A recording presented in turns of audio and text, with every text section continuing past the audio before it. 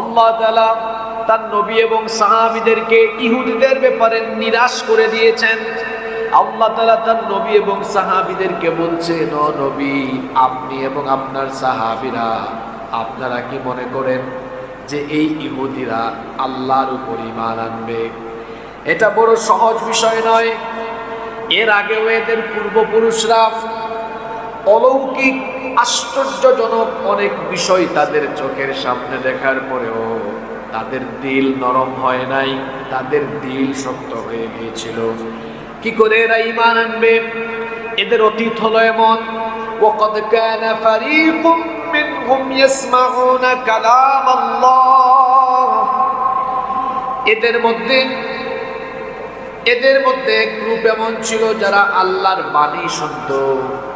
মুসা নবী যখন তুর পাহাড় থেকে তাদেরকে এসে বলেছিলেন, আমি আল্লাহর সাথে কথা বলেছি, তখন তারা বলেছিল, আমরা এটা বিশ্বাস করি না। আল্লাহর সাথে তুমি যে কথা বলেছ, আমরাও আল্লাহর ভয়েস শুনতে চাই, আল্লাহর কথা আমরা শুনতে চাই। মুসা নবীর সাথে 70 জন গিয়েছিল তুর পাহাড়ে। তারা সেখানে গিয়ে আল্লাহর বাণী শ্রবণ করেছিল।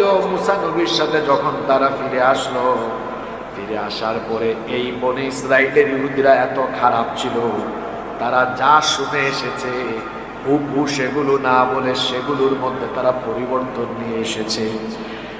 আবার মুফাসসিরিনে কেরাম কেউ এই আয়াতের ব্যাখ্যায় বলেছেন যে ইহুদিরা তাদের নবী মুসা আলাইহিস সালামের কাছ থেকে যে তাওরাতের তেলাওয়াত শুনেছে, তাওরাত কিতাবকে তারা পরিবর্তন করে ফেলেছে, নিজের মতো করে এখানের মধ্যে তারা বহু জিনিস ঢুকিয়ে দিয়েছে।